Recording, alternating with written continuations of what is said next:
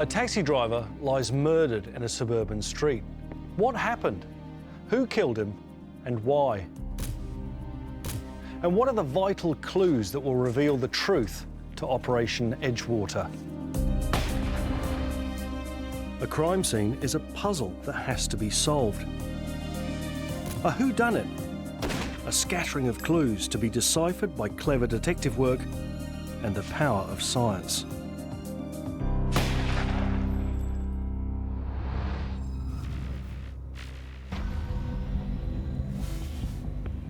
Our case begins in the early hours of the morning in the tree-lined streets of suburban Auckland. The neighbours in View Road were alerted to the accident by the crash of the car hitting the tree, basically. It was a very loud bang, it was described as. So a number of people came out of the apartments there. My flatmate said it sounded like our wheelie bins, like somebody had gone into them. I walked towards the passenger side. It wasn't until I got about a metre away that I realised that his car was still running and his foot was on the accelerator. They found the driver of the car slumped at the wheel and his engine on and his wheels spinning into the grass on the grass verge. Another guy was trying to help me as well, you know, and we were trying to stop the bleeding where it was coming out the most. Initially, they thought that he had had a car accident and that he'd crashed into the tree. It became obvious quite quickly that he had some stab injuries. He had 2 cuts on either side of his face and puncture wounds all over his body. I instantly knew that this guy has been stabbed. This isn't a normal car crash. I said to him that everything will be okay. He looked me in the eyes and told me his name was Hiren. I thought the ambulance had arrived, but it was a huge cargo of taxis. There must have been about 20 of them all in a row. What happened at that point was a number of taxi drivers made their way to the scene because they were able to tell from the machines in the taxi where he was located. Taxis have alert buttons that can be set off by the driver or automatically trigger on crashing. When the panic button goes off, as a message comes across the head operator's screen that there is an emergency in the vehicle. They then notify immediate cars in the area to go to the assistance of that cab. Those drivers, like nearby, they went for his help. One of them was my friend, and he called me up and he said it's Hiren Mohini and he's bleeding and he's not responding to my call. He just closed his eyes and just had real heavy breathing. Because I've grown up on the farm, I knew that sound, you know, of a dying animal. I related it to the breathing that he was making, and in my head I just thought he's not going to make it. By the time I reached to the incident point, they were helping Hiren because he was bleeding, and these people, they got towel and put his on wounds.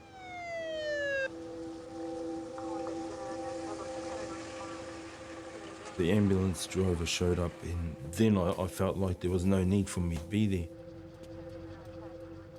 I went back home, jumped into the shower, and went out there and just was like, you know, just like a spectator. It all just hit me, you know, it was like a delayed reaction. So we thought, okay, the ambulance is there, help is there, so he'll be all good. But after 45 minutes or 1 hour, they came and they said, you must be knowing by this time that what has happened to your friends. I said, no. Then he told me that he is no more.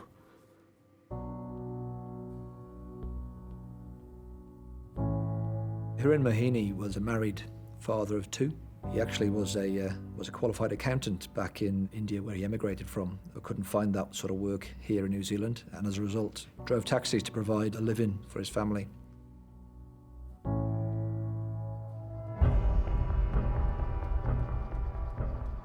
When I arrived, it was dark, so it was still 4:30 in the morning. There were a number of people that knew who normally drove that particular taxi, so it was very emotionally charged. There was a lot of crying and a lot of tears from people who just couldn't fathom what had actually happened. One of the main things you do at a crime scene when you get there is look at where you've set up your cordons, the points where you don't want anybody else coming into. If needs be, you push out those cordons to give you a bigger area of forensic opportunity. The police were very much trying just to slowly piece together, first of all, how we were going to carry out the scene examination, just making sure at that early stage, because it's the most important stage, that we didn't miss anything as well. I have questions going through my head. Who's been in this scene? What has happened in this scene? Why has it happened and how has it happened? I carried out a visual examination of the vehicle. The majority of the blood staining was around the driver's side of the vehicle. There was also blood staining on the ceiling above where Mr. Mohini was sitting. The results of that examination yielded what we believe to be the murder weapon, which was a small kitchen knife.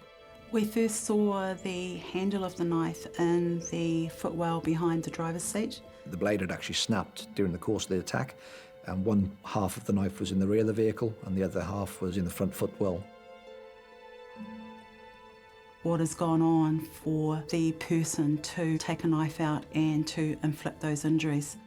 Thinking maybe there's a robbery, so looking at, okay, where's the money, where's the wallet? Robbery is always thought of as a motive for these attacks, but nothing was stolen. So it was a very peculiar case because we had an extremely violent attack with no clear suspect and at that time no clear motive. A dead body, no suspects and no motive. What answers will science be able to provide? The car was left as it had been found, so it was on the footpath with side of it against a brick wall, if I remember rightly, and the front driver's door was open. Investigators examined the scene. What were the sequence of events leading up to the crash? There was crash damage to the front right corner, which came from hitting the brick wall and the fence. Crash damage to the front left corner, from where the car hit the ornamental tree and came to a stop there. Unusually, there were no skid marks or any evidence of braking. There was no head strike to the windscreen, which if it was a sudden stop, you would expect unrestrained passengers to maybe hit the windscreen. But there was blood spatter. What can that tell us? Dion Shepherd's a senior forensic scientist at ESR. He analysed the patterns of the blood inside the taxi to determine the actions that caused the blood shed. And he did this with a very clever forensic tool, a laser scanner. We scanned all the way around the outside and through the inside of the taxi to create the 3D model of the vehicle. We also recorded the blood staining that's across the inside of the windscreen. It's amazing. Gosh, it looks like a photograph. We can see everything in very good detail, can't we? What did you discover at the scene of this crime within the taxi? So we're able to look at those blood stains that are produced and then map a visualization that shows where the blood has come from. And so we wanted to use our bloodstain pattern analysis skills to visualize the position of the victim at the time of the injuries being sustained. So when a person's injured and they're bloodied, any impact or force applied to the blood causes blood to kind of spatter outward, sort of like stomping in a puddle of water. You hit it with your foot, the water splashes out. The same thing happens with blood spatter. In this case, it was interesting to try and see, has the blood across the inside of the windscreen resulted from the victim falling against or hitting the steering wheel as part of the vehicle crashing, or is it related to the assault and the stabbing that occurred? Now the lines we can see here represent the flight path of those bloodstains from where they came from, that bloodied person, to where they ended up on the windscreen. The area we can see here in the centre where the lines cross over is the area of origin, the position of that bloodied surface at the time the impact spatter is generated. And that's just above the steering wheel, isn't it? Yeah, it is. It's above the steering wheel and in front of the headrest. So that allows us to consider that the most likely origin of that is the injury or the stabbing event causing the impact spatter to be generated. That's powerful information, isn't it? Yeah, exactly. Blood pattern analysis has determined all the blood shed in the taxi was a result of the stabbing and not from the crash. With a homicide investigation, the most important part of the scene is the body. So we carried out a preliminary examination of the body in the ambulance. Behram had a number of stab wounds and cut wounds around his arms and hands, which were defensive wounds, as he was obviously trying to keep his attacker off him. A number of cuts and stabs around his torso. I was able to determine that it was most likely that the offender was sitting in the back seat directly behind where Mr. Mahini was sitting. You can only imagine just how ferocious an attack it was with the number of wounds he received, which were around about 30. Only one wound was fatal, and that wound went straight into his heart. That wound wasn't survivable. So it wouldn't have mattered how quickly medical attention got to him, he was going to die. The homicide investigation began gathering forensic and physical evidence. A priority for the police was to get the GPS unit out from inside the vehicle. That may help identify where the taxi driver had previously been that night. Myself and the fingerprints officer went round the vehicle and collected evidence that may tell us who may have actually have been in contact with that vehicle.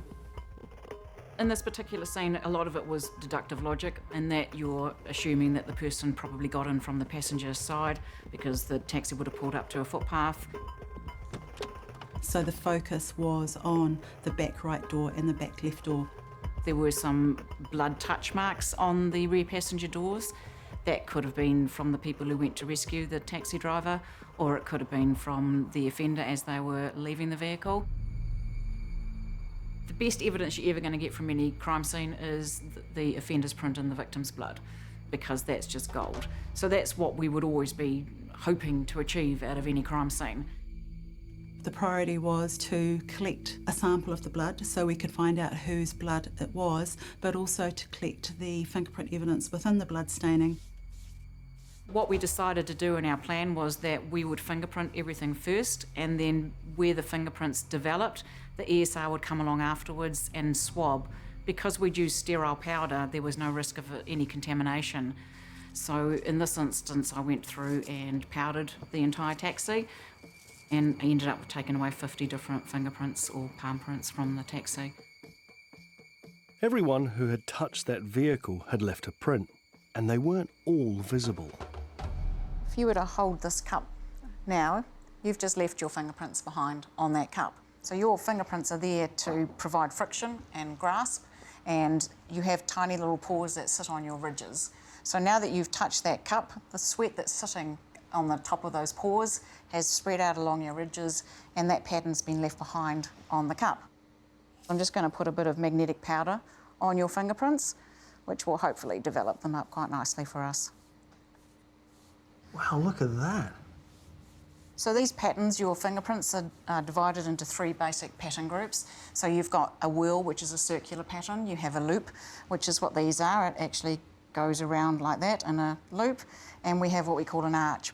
And how long will that fingerprint last for? There's a lot of variables that govern how long a fingerprint lasts on a surface. So if I was to put this in a cupboard and nobody was to touch it, that fingerprint could potentially last for a couple of years, even longer. If you were to touch something like a piece of paper, your fingerprints will actually absorb into the paper, and you're talking hundreds of years for that fingerprint to remain within that paper. Wow, that's incredible. It's a very useful surface for us to work with, paper.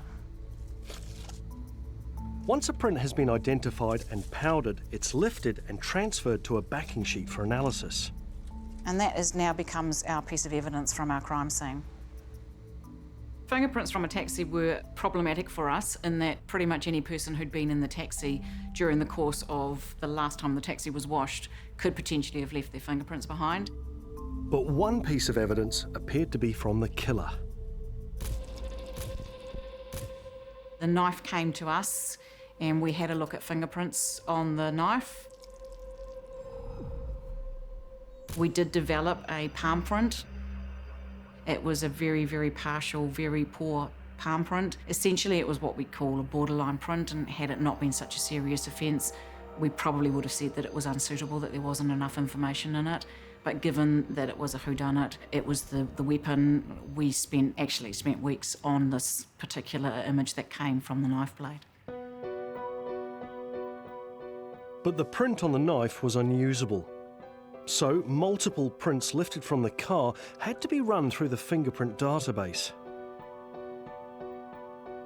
When we load a fingerprint into the database, we actually have to manually sit here and put all the features into the picture.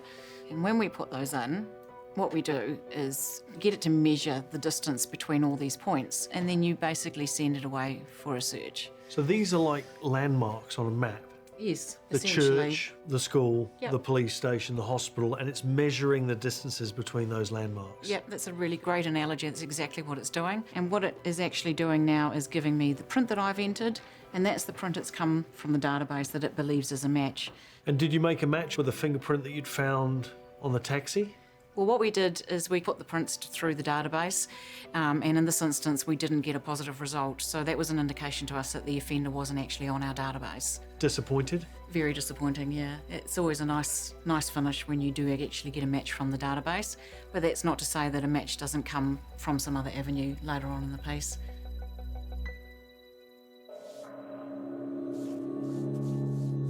Fingerprints believed to be the killers failed to be matched. Will DNA science hold the key? There was blood staining on the back right door, so the priority was to collect a sample of the blood so we could find out whose blood it was. Areas without blood are also swabbed for trace DNA. Trace evidence you can't see. Trace evidence is easily transferred and easily lost. So you leave trace DNA behind on a surface when you touch a surface, so handling a door, we potentially collect DNA from everybody who's touched that particular door handle.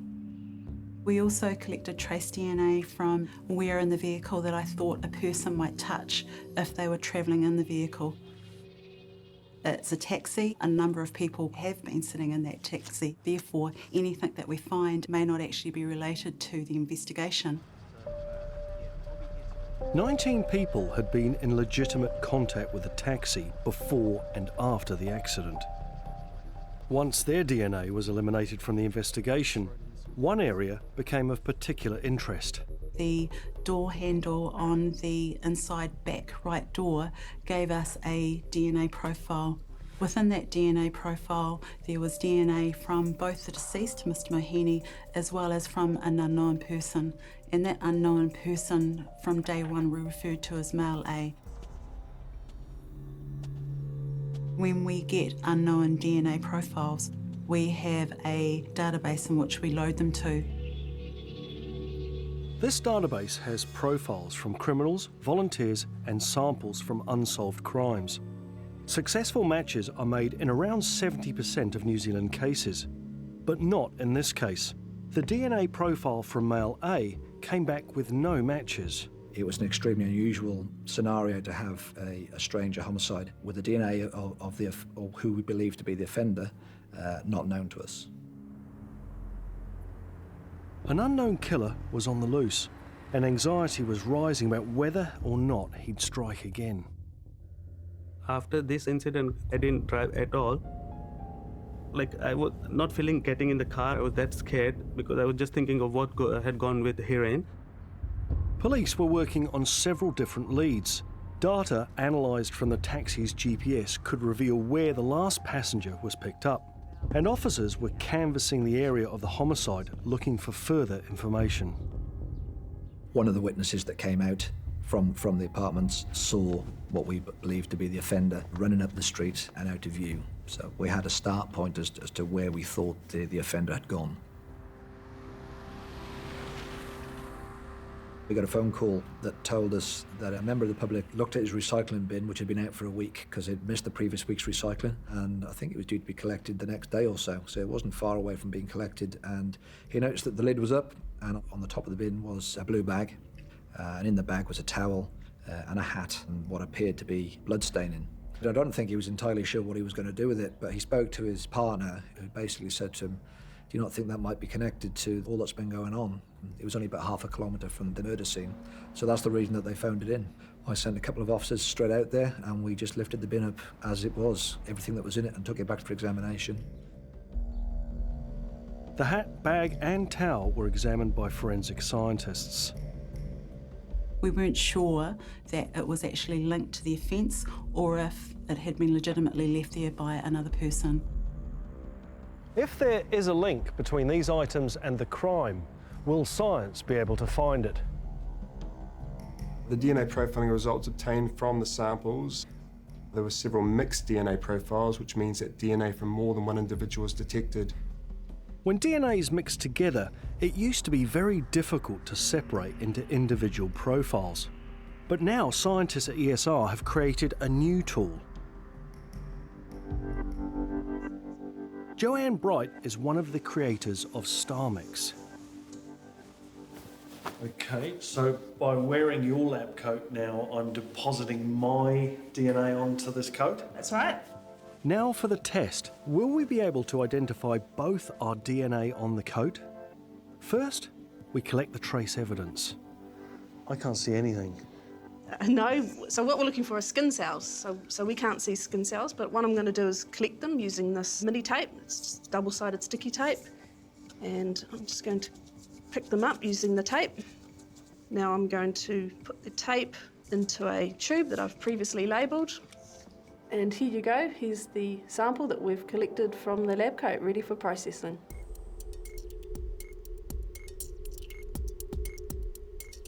So this is the two sources of DNA mixed together, displayed as one entity. That's right, so that's what we collected from the lab coat.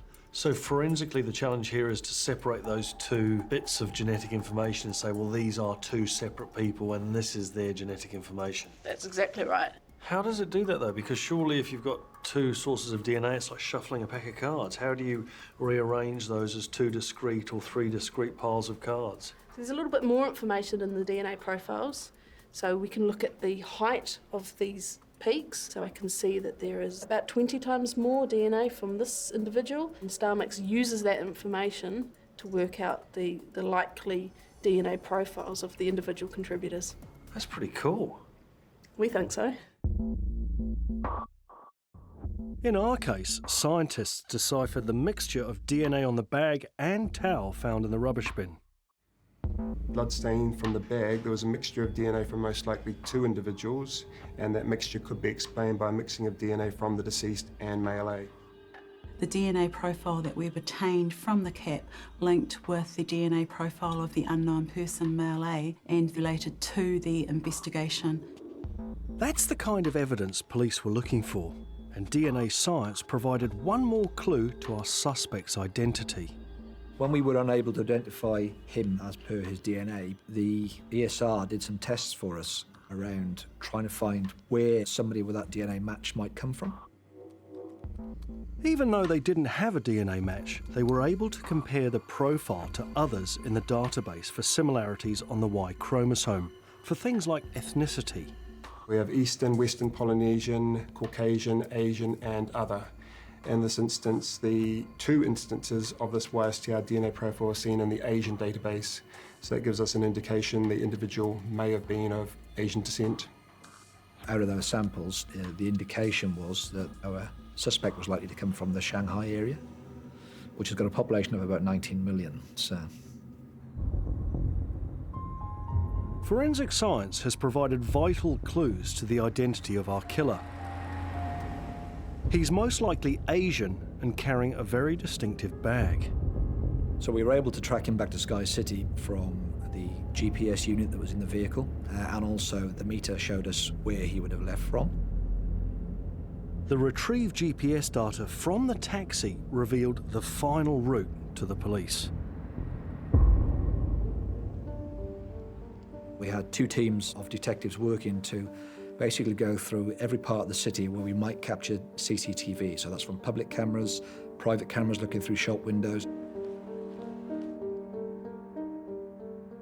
We knew that there was a lot of cameras both inside and outside of Sky City. Myself and the team were tasked to obviously obtain that security footage from them. The teams also have to view that, and that is a huge task. That's thousands of hours of CCTV footage. We fully expected to be carrying on for months, trawling through footage and the like to try and get to our suspect. Sky City is located in central downtown Auckland. Its taxi stands are some of the busiest in the city. The Friday and Saturday night, Sky City rang after 11 till 1 or 2. We are so busy, like we are just drive-through. One of the officers made a breakthrough when he noticed a difference between the taxi he was looking at and the taxi driven by Hiran Mohini. On the side pillars of Mr. Mohini's taxi, there's 2 labels on his, and the taxis we were looking at, there was only one. And he determined that, no, that's not a taxi. They switched their focus to a different area.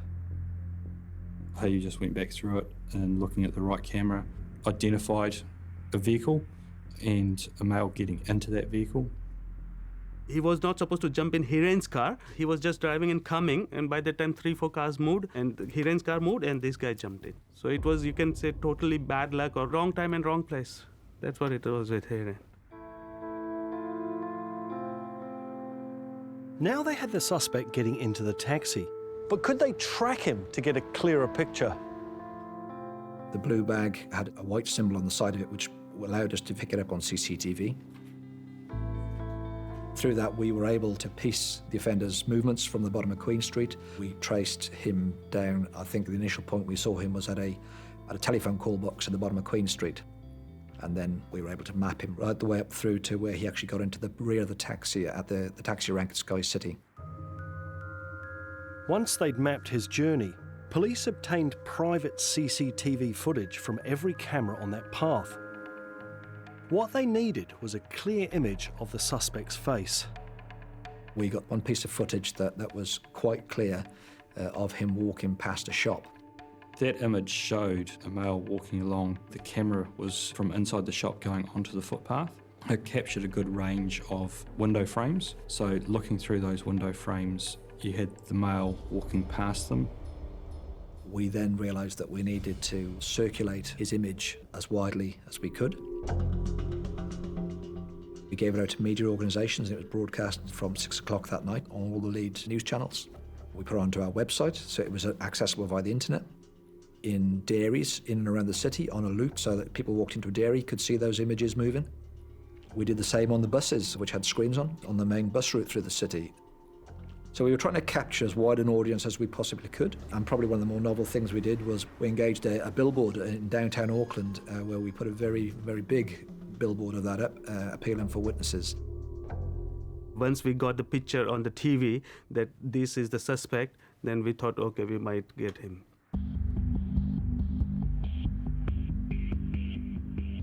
Inquiries like this, they ebb and flow. So you'll get breakthroughs, which you think gets you nearly there, only to find another door shutting on you. So we had the image, but we had nobody come forward to say who he was. We had the DNA, but we didn't know who it belonged to.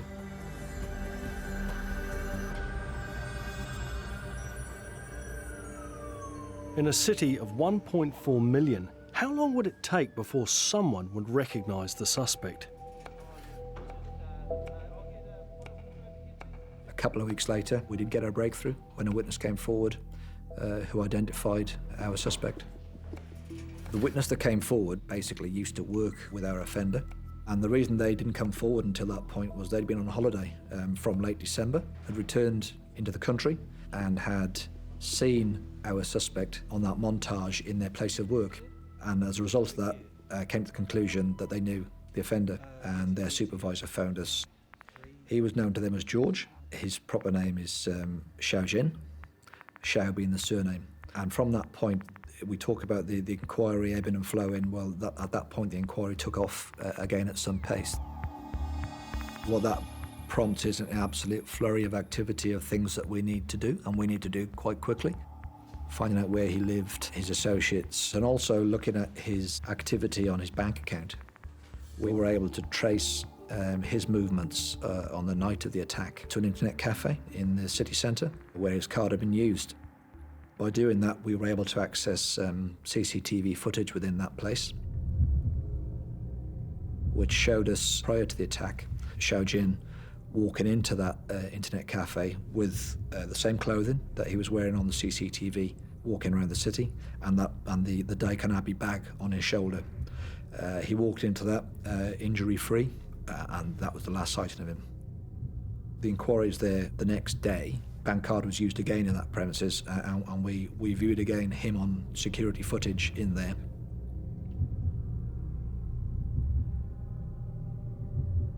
And he walked into that place in a completely different manner to the way he did the day before.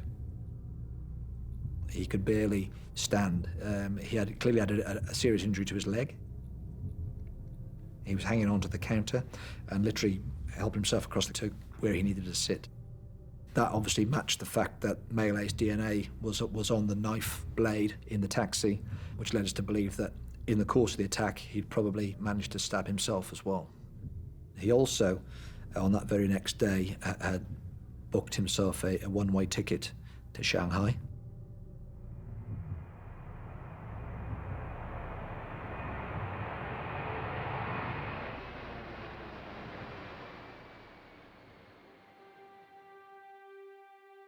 When we saw in the news that this person who has done this left the country, then we thought it will be very, very hard for New Zealand police to get him from China or in China, because China, it's a very, very big country, and to go there and get him, it is very, very difficult.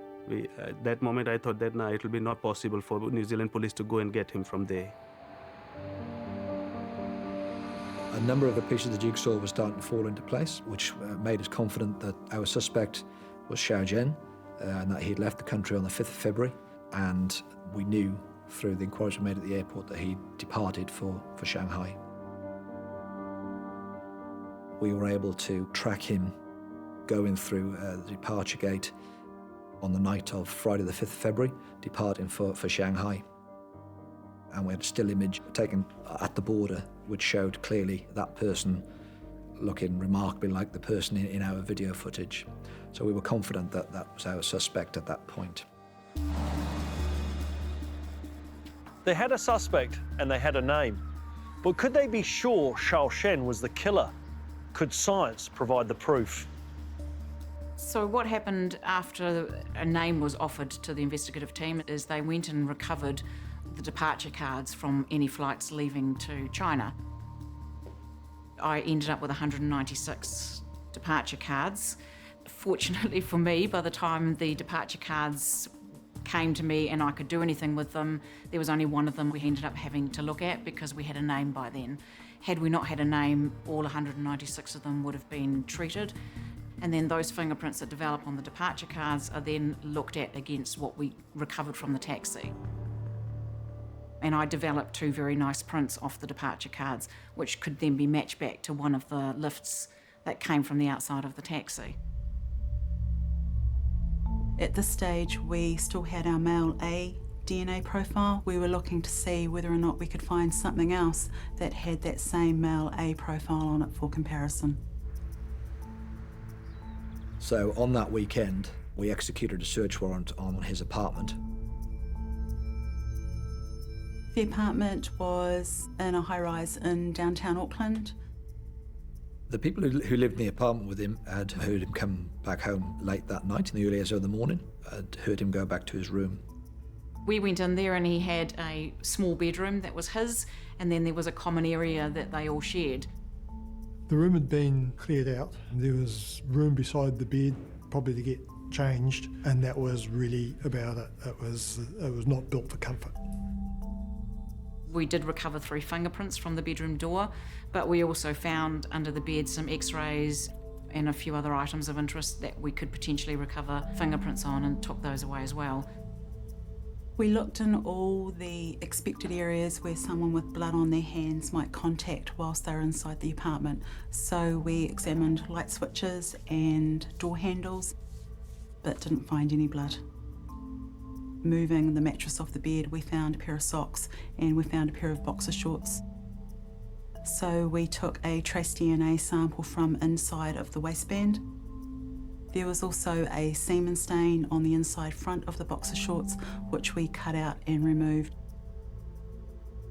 The DNA profile that we obtained from that semen stain matched our male A profile. And then at that point we were reasonably confident that we had that link to identify Mr. Zhao as being involved in some shape, form or size with the homicide investigation. Basically everything came together at that point. We were confident, or we were 100% certain I should say, that Xiao was our offender. Now, we're still in a difficult position because we haven't actually physically extracted DNA from our suspect, but we know that the boxer shorts, which we can attribute to him in his apartment, match male A's DNA. So at that point, we're very happy that this is our suspect.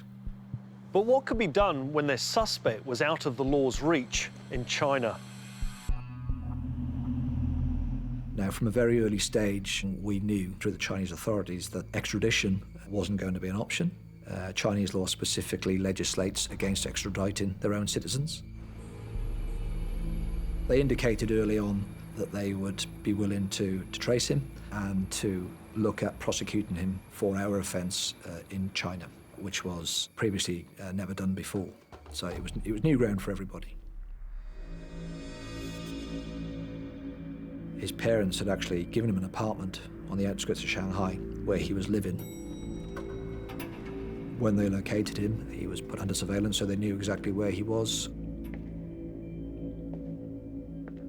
They forced entry and arrested him in the apartment. He was the only person there. Taken back to the main police station in Shanghai. And at that point, I went to Shanghai to assist them with dealing with our offender. Once we got to Shanghai, he was already under arrest. We obtained the DNA sample from him, some fingerprints. Xiao Shen's DNA profile and fingerprints were returned to New Zealand and compared to the samples found at the crime scene. The profile obtained from Mr. Zhao was compared directly to the bloodstain that was found inside the vehicle, the bloodstaining that was found on the bag and on the cap, and the semen stain from the boxer shorts. So all of those unknown profiles that would previously been referred to as male A had now been identified as DNA originating from Mr. Zhao. So now they had DNA confirmation. But what had gone on that night that led to such a frenzied attack and the murder of a man he'd never met? The first piece of CCTV footage finds him walking up Queen Street, heading towards his apartment. But halfway up, he turns and doubles back and heads towards Sky City's taxi stand. Where was he going? What was his intention? And why was he carrying a knife? He was quite a loner. He didn't really have much in the way of friends here. A couple of them described him as having a gambling problem and having borrowed money off them. Somebody else claimed that he was prone to temper. Hiram Mahini picked up our offender, Xiao, at about 1:13 in the morning at Sky City, at the taxi rank there. He's seen on video footage getting in the rear of that taxi.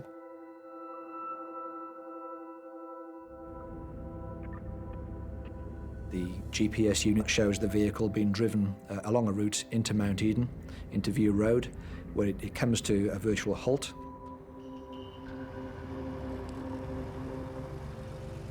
The customer might have started arguing, or Hiren might have thought that this customer might give him trouble, so he must have stopped the meter and asked the customer to go out of the car.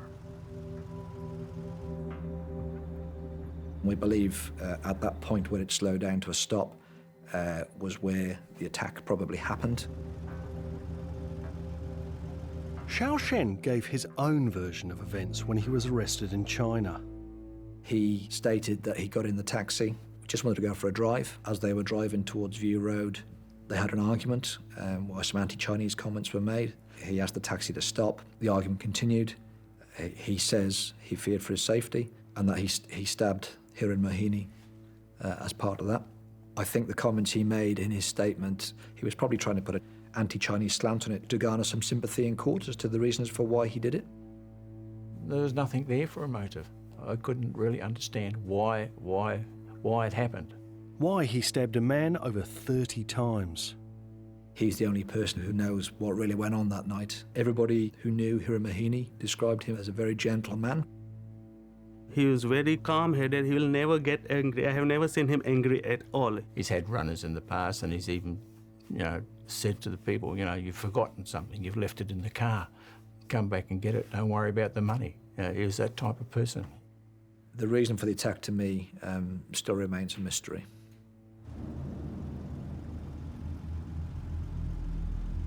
There was no element of self-defence in the attack. The wounds Hiran had around here especially and on his arms indicated that he was being attacked from the rear. You can only imagine just how ferocious an attack it was with the number of wounds he received, and the fact that during the course of the attack, Shao had actually managed to stab himself in the leg, and during the course of the attack, that knife had broken. On the outside of the taxi, there was also some fingerprints recovered. There was only one fingerprint on the taxi that belonged to the offender, and it was a palm that was developed on the rear driver's side door of the taxi. Following the attack, Shao had run up View Road and it was seen, we believe, by a witness who described a male running away with a bag, and basically he was lost sight of at that point. I presume he would have been panicking, so he's just found the first opportunity to throw that away, and would have carried on up into his apartment, where we know he accessed his apartment because he had an electronic swipe card. He pretty much locked himself in his room that whole time. Only came out to eat and then locked himself in, kept his lights off. I'm fairly confident that he thought he got away with it. I don't think he thought that we knew who he was or where he was. I think he was fairly confident that he was going to carry on a normal life in China and not be bothered by us.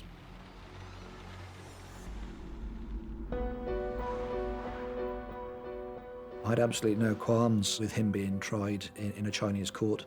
There was absolutely no alternative if we wanted to come to a conclusion and to get justice for Hiran Mahini's family. It's not a jury trial, there's a panel of 3 judges. They then delivered the verdict at that same court that found him basically guilty for what is the equivalent charge of murder in China, and he was sentenced to 15 years imprisonment. I think the verdict was fair. It's what we'd hoped for, and I think the sentence was according to the crime. It's very rewarding when you finish a case and to get a conviction when you've put that much work into it, and it's a solid conviction, is very rewarding. In investigations such as this, where you dedicate a number of hours working, doing at times quite methodical, mundane work, where in this particular case we identified a man who had caused the death of another person. It's nice to know that the work that you've done has contributed to finding justice for the family who have been involved. A law now governs security camera systems and 24-hour emergency alert facilities in taxis. That makes life that little bit safer for us all. He was working that late shift basically to provide money for a young family in a country that he'd emigrated to find a better life. So I can't think of anything more tragic than what happened to him. Without science, we may have never known who killed Hiran Mahini or convicted his killer in a Chinese court using forensic evidence from New Zealand.